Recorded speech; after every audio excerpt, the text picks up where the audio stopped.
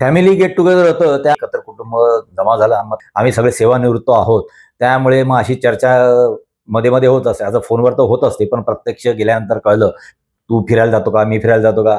मग मी त्यांना विचारलो, मी तर जातोच, मी स्वतः योगासन करतो, सगळ्या गोष्टी करतो निरोगी राहण्यासाठी. मग म्हटलं तुम्ही पण जाता का, भावाला विचारलं. हो मी पण जातो ना, भाजी घ्यायला जात असताना तेव्हा चालत जातो, भाजी आणताना चालत जातो, आणि कुठं काही जायचं असेल त्यावेळेला चालत जातो, आणि हातात मोबाईल असतो, गाणी गुणगुणत जातो.